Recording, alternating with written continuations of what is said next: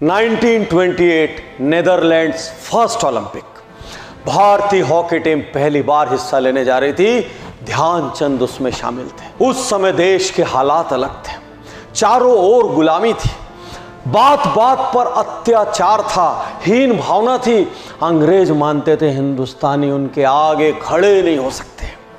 जब टीम निकली तो सी ऑफ करने महज 3 लोग वहां पर थे और ध्यानचंद को यह देखकर बहुत दुख हुआ, बहुत दुख। लेकिन 26 मई 1928 स्टेडियम में 20,000 दर्शक थे और वो सब ध्यानचंद को देखने आए थे क्योंकि ध्यानचंद की ख्याति फैल चुकी थी। 3-0 से विपक्षी टीम को मात दी।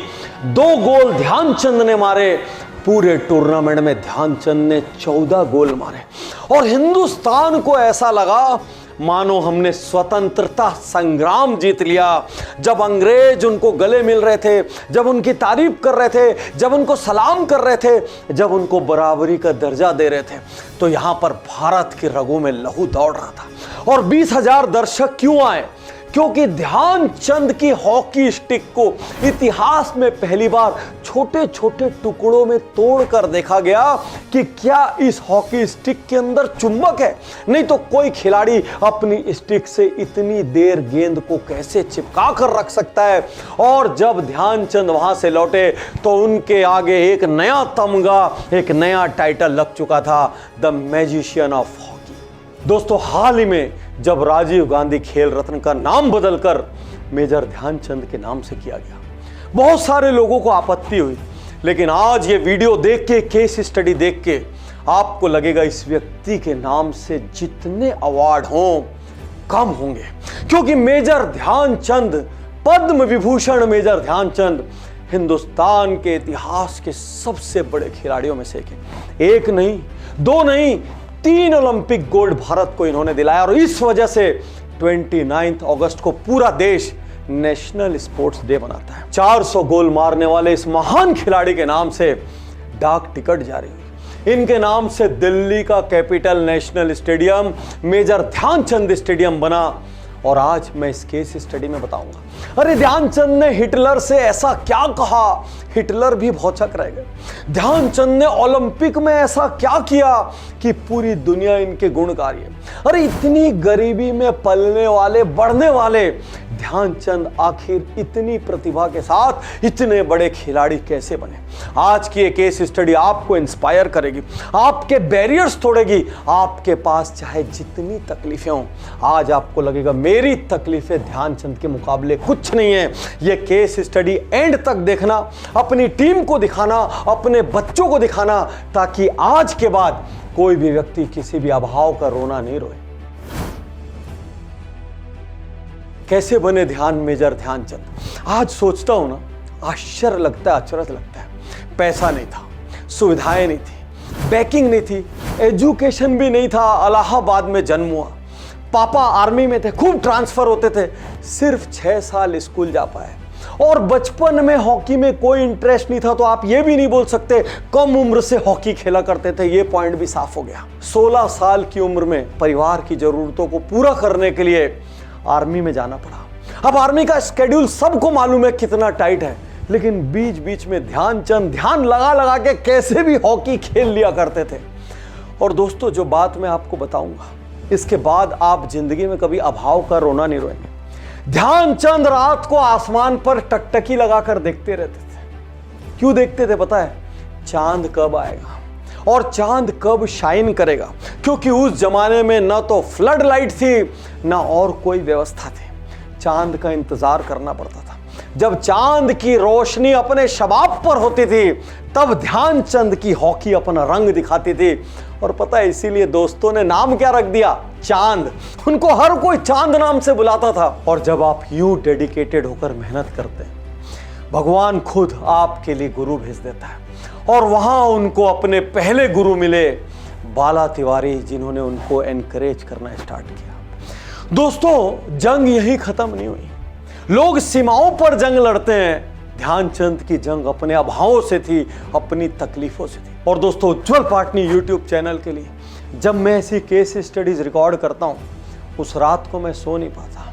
हर पल एक प्रश्न मेरे सामने आता है, क्या हमको एक भी बहाना बनाने का अधिकार है? और अंदर से जवाब आता है नहीं। दोस्तों, यदि ये शो आपको किसी के माध्यम से मिला हो, तुरंत उज्जवल पाटनी यूट्यूब चैनल सब्सक्राइब करें। 400 से ज्यादा वीडियो है। एक वीडियो एक दिन भी देखेंगे ना, 1 साल तक मोटिवेशन का पावर हाउस बने रहेंगे। और यदि आप पहले से सब्सक्राइबर हैं तो YouTube आपको टाइमली नोटिफिकेशन भेजे। इसके लिए आप बेल आइकन और ऑल दोनों को क्लिक करें ताकि आप एक भी वीडियो मिस ना करें। इंडियन आर्मी में एक सिपाही थे, काफी लोअर रैंक था। ऑफिसर से कह नहीं पाते थे मुझे टूर्नामेंट खेलने जाना है। मन में सोचते रहते थे कभी मेरा मौका आएगा कि नहीं, मेरा मौका आएगा कि नहीं। और एक दिन कमांडिंग ऑफिसर ने उनको बुलाकर कहा, ध्यान, न्यूजीलैंड जाना है, तैयारी कर लो। ध्यानचंद पगला गए, दौड़ते दौड़ते दौड़ते अपने दूसरे सिपाहियों के पास गए और बोले, पता है मैं कहां जा रहा हूं? अचानक एक ने धीरे से कहा, ध्यानचंद, न्यूजीलैंड तो ठीक है, कपड़े वपड़े हैं। और ध्यानचंद का अगला टेंशन शुरू, क्योंकि बंदे की सैलरी इतनी कम थी, खाने पीने का खर्चा निकल जाए बहुत है, कपड़े वपड़े तो बहुत बात की बात थी। अब एक तरफ खुशी थी, एक तरफ ढेर सारे सवाल। अब वो तो ध्यानचंद थे, उन्होंने तय किया मिलिट्री आउटफिट में जाऊंगा। और पूरे न्यूजीलैंड में वो मिलिट्री आउटफिट में घूमते रहे और लोग उनको आश्चर्य से देखते थे, लेकिन वो अपने में मगन थे। 21-18 से न्यूजीलैंड का टूर्नामेंट जीत कर आए, आते साथ उनको लांस नायक बना दिया गया। यहां उनको थोड़ी जान में जान आई, अगली बार में कम से कम 2 जोड़ी कपड़े ले पाऊंगा। अब ये सुनने के बाद जरा अपने अभाव गिन लीजिए, कितनी कमियां हैं आपको। अरे जब इतनी कमियों के बाद, इतनी तकलीफों के बाद ध्यानचंद हिंदुस्तान के सबसे बड़े खिलाड़ी बन सकते हैं, तो आप भी अपने क्षेत्र में अपने बैरियर तोड़कर शिखर पर जा सकते हैं। कहानियां अभी खत्म नहीं हुई, कहानियां अभी शुरू हुई है। और एंड तक पहुंचते पहुंचते आपके रोंगटे खड़े हो जाएंगे, क्योंकि आपको लगेगा अभी उठूं और दुनिया की सारी बाधाओं को यहीं आग लगा दूं। यकीन कीजिए, जब इस क्षण में ये केस स्टडी रिकॉर्ड कर रहा हूं, एक तरफ मैं बहुत ज्यादा इंस्पायर्ड हूं और दूसरी तरफ ध्यानचंद की तकलीफों को देखकर आंखें कह रही है बह जाऊं, बह जाऊं। आपको सच कह रहा हूं, 2nd ओलंपिक गोल्ड मेडल। चारों ओर माहौल बहुत खराब था, वॉल स्ट्रीट का क्रैश हुआ था, ग्रेट डिप्रेशन था, वर्ल्ड वॉर का माहौल था। इंडियन हॉकी टीम खेलने जाना चाहती थी, पैसे नहीं थे। IHF ने सबसे पैसे मांगे, रॉयल फैमिली के पास गए, गवर्नर के पास गए, दूसरे इंडस्ट्रीज के पास गए, लोन लिया, सब कुछ किया, तो भी पैसे जमा नहीं हुए। यहां तक कि हिंदुस्तान के अलग अलग बड़े शहरों में एग्जीबिशन मैचेस खेलने पड़े और उनकी टिकट से पैसा इकट्ठा किया जा रहा था कि किसी तरीके से ओलंपिक तक पहुंचे। और शिप के लायक पैसे हुए तो शिप पर चढ़ गए, लेकिन तनाव बना हुआ था। US में ओलंपिक था, जाकर क्या करेंगे, खर्चे कैसे निकालेंगे, और सभी इजी सक्सेस और शॉर्टकट चाहने वाले लोग।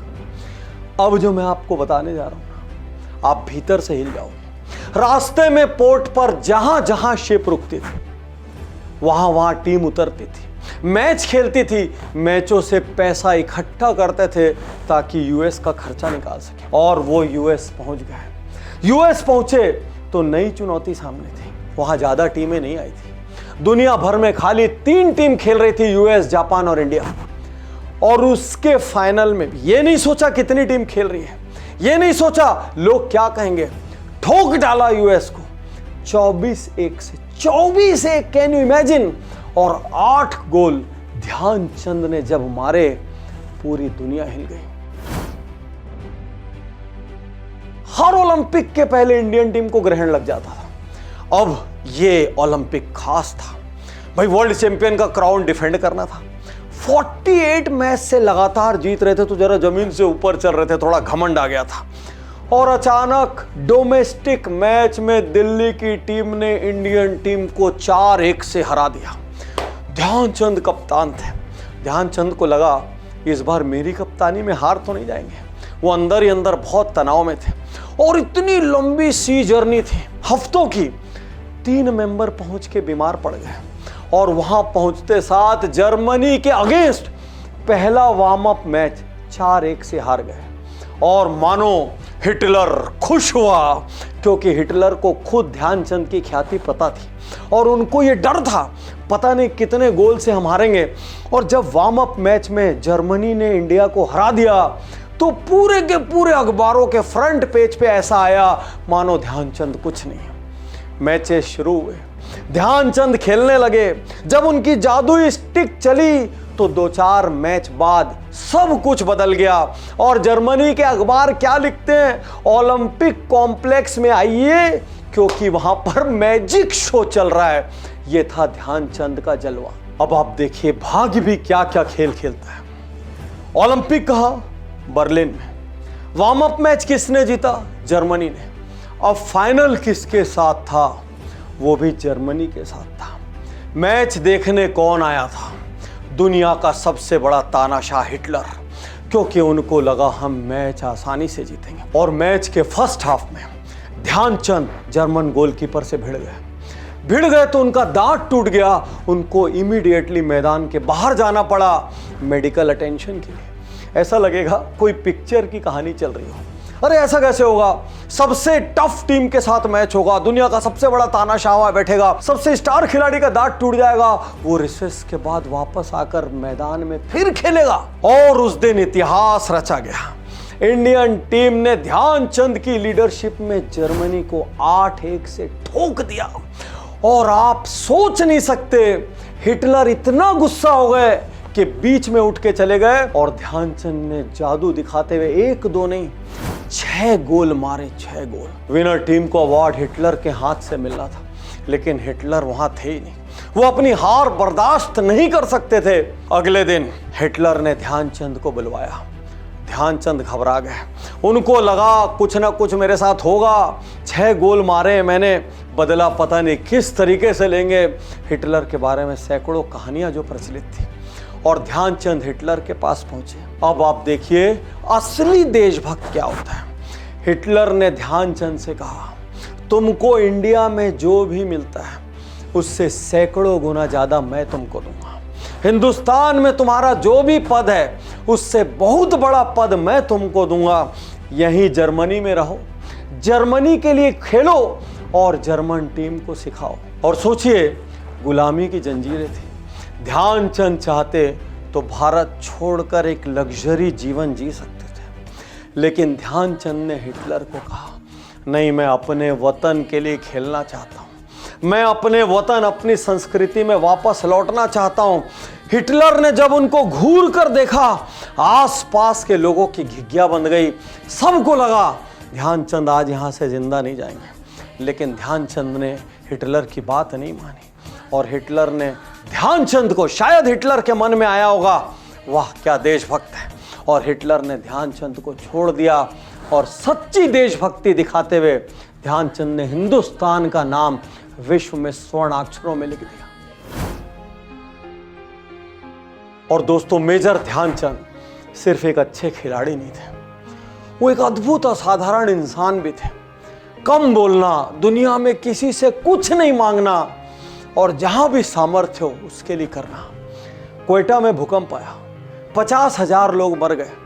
अब ध्यानचंद के पास तो पैसे नहीं थे, ऑटोग्राफ बेच कर उन्होंने फंड रेस किया और वहां मदद की। लेकिन अफसोस की बात क्या है, ऐसे महान इंसान के साथ अंत में क्या हुआ। आज छोटा छोटा खिलाड़ी, भले वो कोई भी खेल खेलता हो, इतना पैसा कमाता है खेल से, विज्ञापनों से, अलग अलग किस्म के एंडोर्समेंट से, कि हर खिलाड़ी एक रईस लाइफ स्टाइल जीता है, उसका ब्रांड होता है और बचा खुचा अलग अलग सोशल मीडिया प्लेटफॉर्म से कमा लेता है। लेकिन वो वक्त ऐसा नहीं था। मेजर ध्यानचंद अपने जीवन के अंतिम क्षणों में पेनीलेस हो चुके थे, उनके पास बिल्कुल पैसे नहीं थे। जब उनको लीवर कैंसर हुआ, दिल्ली में एम्स में जनरल वार्ड में भर्ती कराया गया। जनरल वार्ड में देश को 3 ओलंपिक देने वाले खिलाड़ी को देश ने भुला दिया और उनके बेटे तो सिर्फ 2 शब्द का इस्तेमाल करते हैं।